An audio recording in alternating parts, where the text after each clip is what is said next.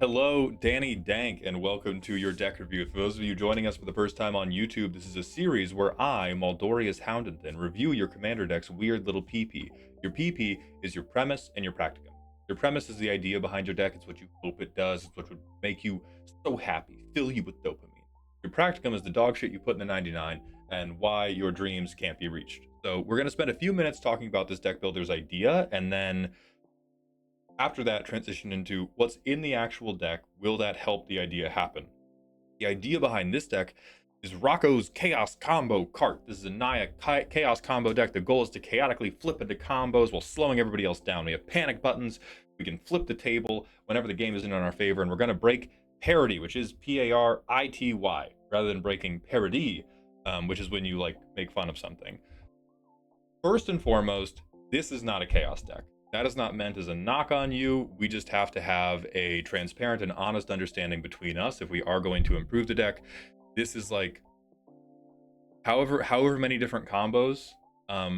It's not necessarily in a trench coat because I don't think you're hiding it, but it is chaotic in the sense that you are not quite sure what's going to, like, you don't know what's going to come off the deck next, right? That's not chaotic because that's every commander deck in the game. Like if that is our definition of chaos, every deck is a chaos deck because I never know what I'm going to draw next. And then you still have like a million tutors to make sure you draw the right thing. So I just wouldn't classify, like, if in your head a condition of it being satisfying is it creates a chaotic game, you must release that isn't what this is about. This is like, you could definitely do some type of, this is a combo charcuterie board. I don't know how I'm going to beat you, but I know it's going to be with a combo. But I think because you talked in the primer about like an issue we've had is people accusing this deck of being CEDH because it wins too quickly. I think that makes a ton of sense because you have a very responsible ramp section.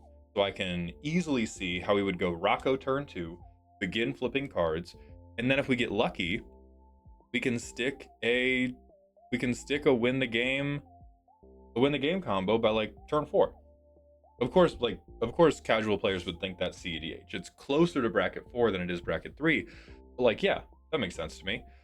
And there's, I think, always going to be feel bads if you try to convince people that that is chaotic. What would come across as chaotic to me is if you somehow didn't have control over what you played, right? Like you do it a little bit to them with Knowledge Pool, but this is just one card. Our tutor package is not geared towards finding it very quickly. So I doubt it comes up in like the majority of your games, even though it might be funny. Like it's funny and chaotic when it does happen. But if this is not on the field, there's no chaos. It's just you drawing a bunch of really good cards and casting a bunch of really good combos. So I think you have to meditate on that and get that into your brain first and foremost. So then the other concern we had is identifying cards we could swap out to move between bracket 3 and 4 at will.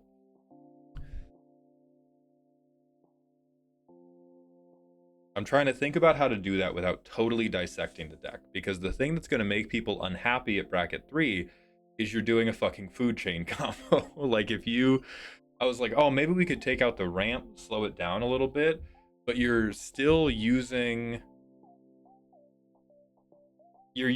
enough efficient combos that it's like, if you told me we were if you sat across from me and said I'm playing a Rocco Chaos deck, and then you land dropped into infinite mana with food chain and squee, which netted you infinite food and infinite +1/+1 counters, I would be upset 100%. And I don't think there's any way for you to do that wouldn't make me upset. I'm not gonna like yell at you. I'm not gonna be like, what the fuck are you doing? This is an unacceptable way to play Magic. But it's like, yeah, that is pretty far beyond the pale of bracket 3, because I think bracket 3's guideline is like you expect to get out to about turn 6. And I can see how this deck, is not going to be ending the game turn 3 every time because we have so many different combos. Like, plenty of times we're going to have to wait multiple turns. But there's also just so many situations where it can just come together in the first 3 to 4 turns of a game. That I don't know how to make this bracket 3 while maintaining the thing you enjoy. Like, I would say the bracket 3 version of this deck can run all the same interaction. It can run all the same value menu. It can definitely run the same lands. It can run all the same tutors. But, like, most of these combos have to go. Like, most of these. And you have to identify combos that are either so expensive that it's not possible for you to play them before turn 5, turn 6. And then that can be the swap out list. Is bracket 4 can be bracket 4 can be like a list of game changers that might come in for things like Radiant Lotus, and then it's okay, I get to run all of my efficient combos now. But in bracket 3,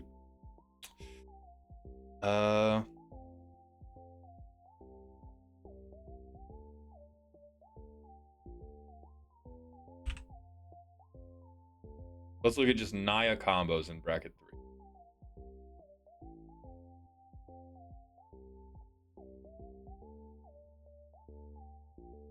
Change the phrase, has the keyword, doesn't matter. I'll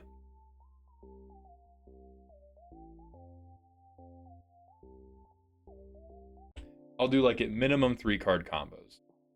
So we're doing 3 card combos in bracket 3, or 3 card combos in Naya. Franco, who's 4 mana. Luminous Broodmoth, who's 4 mana.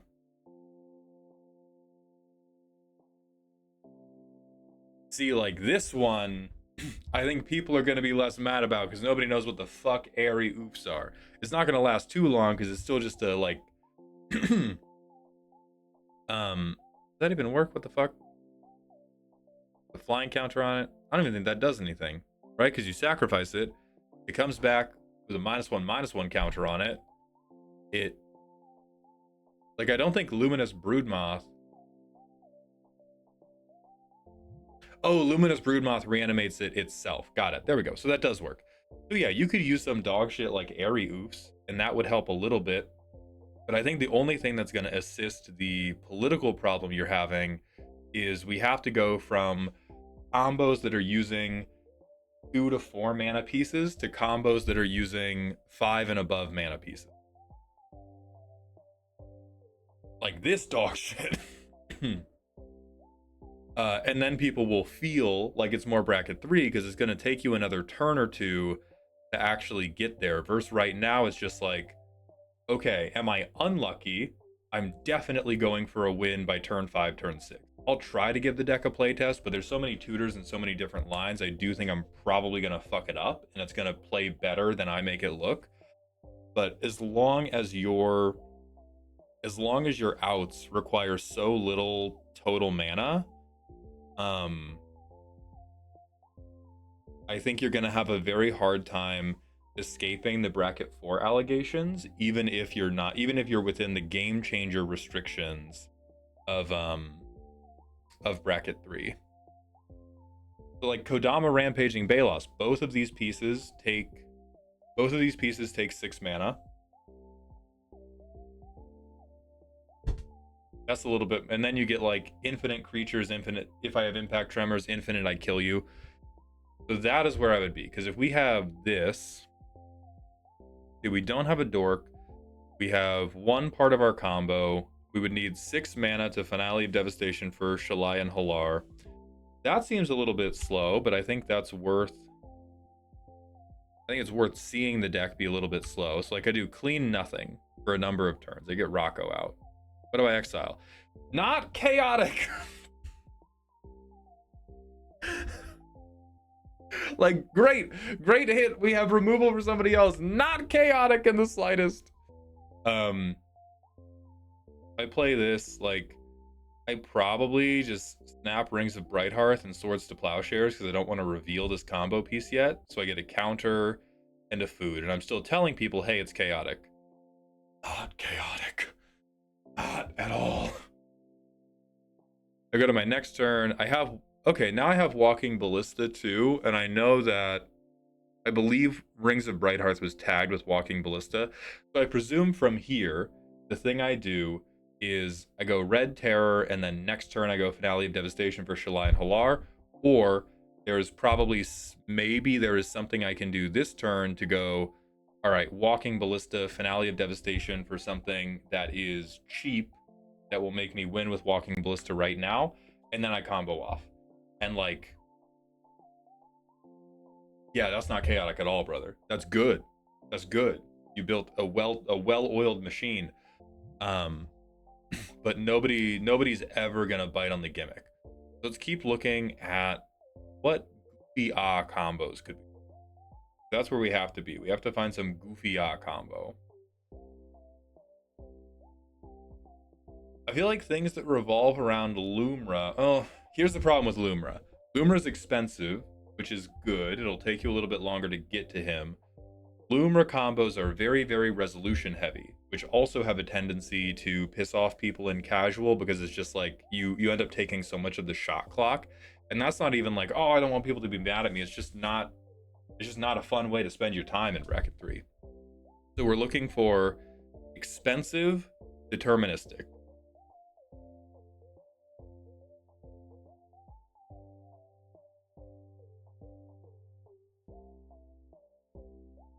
Oh yeah, this seems like some dog shit.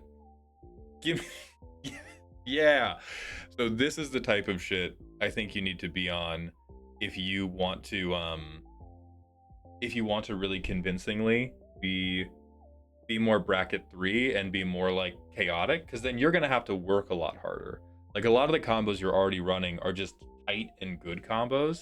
And if you're all right, this is Rocco, he's gonna give me a lot of juice, but the challenge is how do I find my way to a combo line that works when my combo lines are way less clean than I would have if I was in bracket 4 or CEDH. And then in bracket 4, bang, I get to run all the super clean combos. I get to just go like, yep, food chain squee. I have infinite life. I have infinite commander power. I have infinite mana to spend on anything I want. Bang, I win. And then in bracket 3, it's like, fuck, I have Amiel the Blessed. It doesn't really do anything by itself. Okay, but I have Enduring Vitality. Fuck, okay.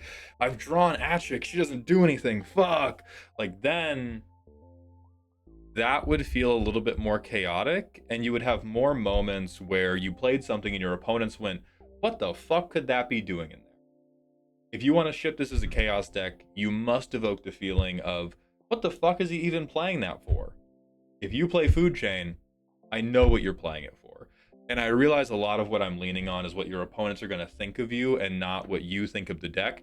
But to me, that is ultimately the heart of bracket 3. And if we're trying to figure out a way to be in bracket 3 instead of bracket 4, it means we're caring about how people feel about this. That, and I think we're like in bracket 3 by the skin of our teeth, if that. Like the deck is just so likely to pop off early. We would mulligan that hand. Our land base is crazy, by the way. For a ramp, tutor, and combo section that was built so well, we have just so many fucking basics. So the other thing I would do, having a ton of basics that fucks up your combo lines works really well for bracket 3. In bracket 4, you gotta just have a whole different land base. Like you gotta have a probably proxy to the gills. Like I have every fetch, I have every off-color fetch, I have every OG duel, I have Command Tower, I have City of Brass, I have every typed land that can come in untapped. Oh yeah, this seems fucked up. So I go Llanowar, Elves, Elvish Mystic, Lotus Petal, good luck.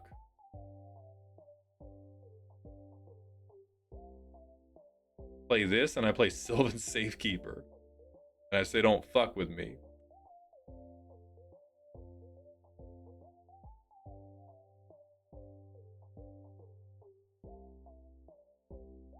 One or fewer, which I don't think we're at. Can we play this? This costs 7 mana. We have access to 5. No, we cannot. But like Annie joins up and I shoot somebody. All right, here's Squee. I'm just gonna say this is a mana fixed land. I play Squee the Immortal. I get to trigger this guy twice. So I also have 2 foods. But I spent three mana on Squee. And I pass the turn again. All right, Formidable Speaker is beginning to smell like I could combo off sometime pretty soon. So if I Formidable Speakered, I'm probably discarding this guy to go find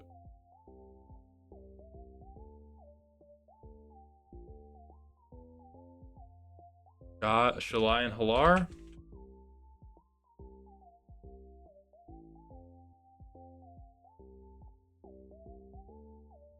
Then I only have 3 mana, so I play Rings of Bright Hearth. But I exile something again. Now I have Swords to Plowshares. Now I have Shalai and Halar. And this doesn't do anything without Food Chain, I believe. So now we're just kind of stuck. So this seems like a game where people aren't really going to contest. Yeah, it's, we have a really, really high degree of variance. So that would be my exile land. I just hit a land drop, and then I don't have a card draw engine other than my commander. And so I look so close to comboing off. And I will say there's probably something I could have Formidable Speakered for instead. That would make me combo off here. I just don't know what it is.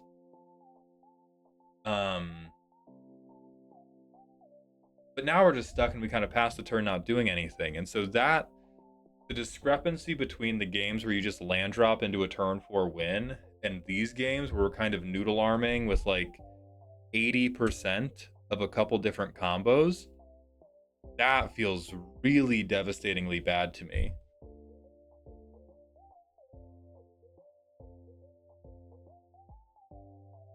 That makes me think maybe we don't want to make these combos worse, because if we just make you even more noodle army, it will take away the games where you pop off, but then the games where it feels bad, you're going to feel really, really, really bad.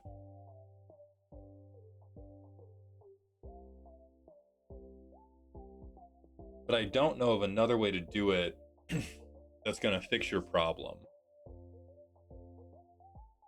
I mean, one step that would do it is getting rid of the ramp, because that would slow you down a bit. That might be the compromise between, okay, I still want to run efficient combos.